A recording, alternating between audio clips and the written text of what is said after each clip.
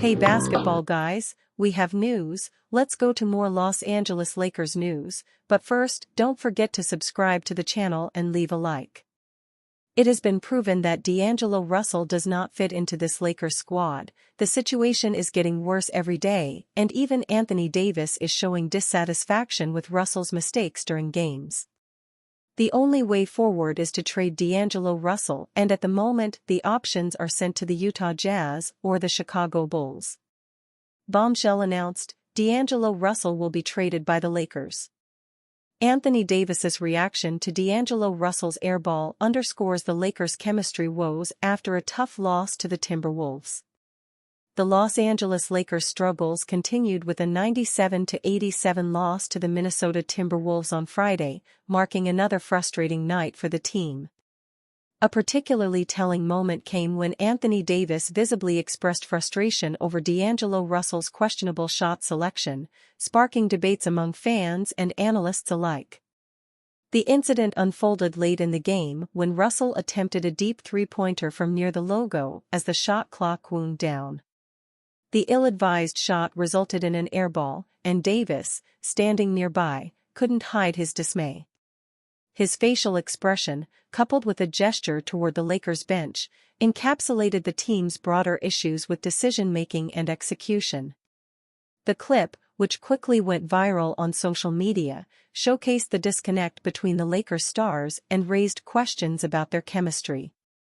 D'Angelo Russell had a forgettable outing, scoring just 5 points on 2 of 10 shooting, including 1 of 7 from beyond the arc in 20 minutes of action. His struggles were emblematic of the Lakers' broader offensive woes.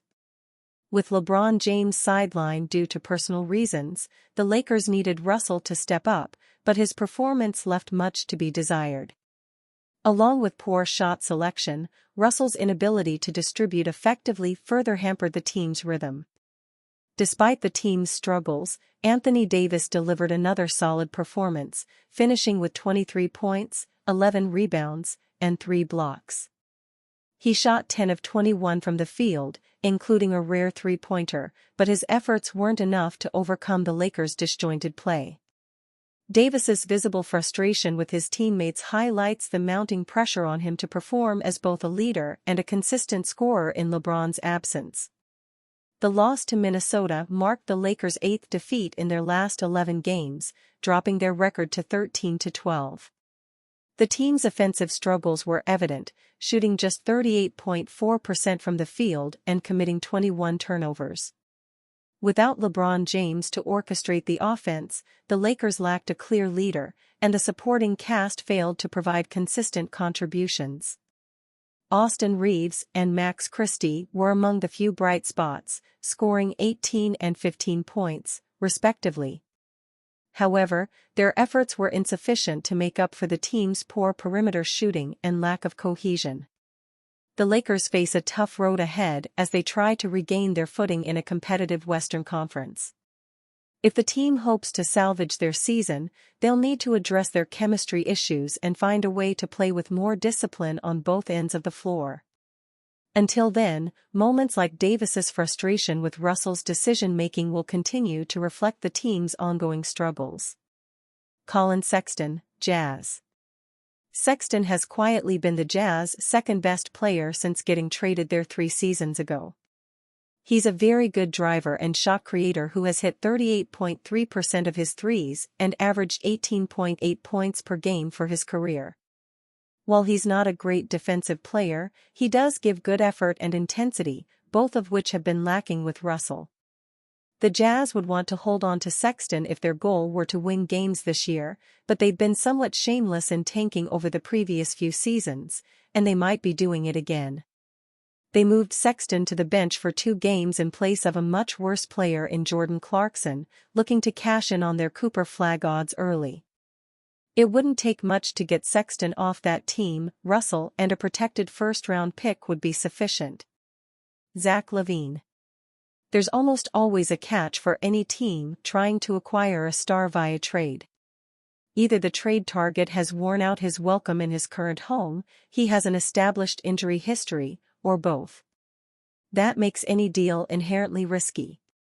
Zach LaVine is the perfect test case for what kind of risk appetite Rob Pelinka might have. At his best, he's an ultra-athletic wing that can turbocharge his team's transition game and pour it in from outside. At his worst, he's too fragile to stay on the court and not a winning player. LaVine has been in trade rumors for what seems like forever, but an ankle injury that forced him to miss most of last season kept him in Chicago. He's putting his best foot forward in the early going this season though, which raises the possibility that he'll be dealt. LaVine is still playing above the rim, but he's also shooting a career-best 42.6% from three. The Lakers could use his athleticism and shooting in a big way, and they can make a trade for Russell work by adding Rui Hachimura and Jalen Hood-Schifino. Like the Nets, the Bulls have been surprisingly fun to watch this year. Unlike the Nets, the Bulls have never really gone all in on tanking, which has kept them on the fringes of the playoff picture for years now. Trading LaVine would instantly help their lottery chances, and though they don't have much use for Russell with Kobe White and Josh Giddey already on the team, they could re-gift him to a point guard-needy team for a draft pick and cap savings. To do a deal, the Lakers would have to decide if they feel comfortable enough about LaVine's health to stake their season on it. If they're willing to take the plunge, this is the kind of high-risk, high-reward move that could really make a difference. South Bay Lakers sign guard Devonte Graham. The South Bay Lakers announced they have signed guard Devonte Graham. To make this move happen, they waved forward Tommy Rutherford. He made his debut for the team in Phoenix on Friday night and finished with 19 points, 5 rebounds, and 6 assists in South Bay's loss. Graham is a 6'1" guard who was selected number 34 in the 2018 NBA draft by the Atlanta Hawks. The former Kansas Jayhawk has played in 336 NBA games across 6 seasons, starting 171 of them. The 29-year-old has averaged 11.1 points, 2.3 rebounds, and 4.3 assists on 37.1% from the field and 35.4% from three-point range. Across his 6 seasons, Graham suited up with the San Antonio Spurs, New Orleans Pelicans, and Charlotte Hornets. During his time with the Hornets, Graham made a name for himself as a high-volume scoring guard. If he got going offensively, he became a dangerous option for the Hornets. Along those lines, he scored double figures in 180 games out of those 336, 49 times with 20-plus points, 8 with 30-plus points and 1 40-point performance.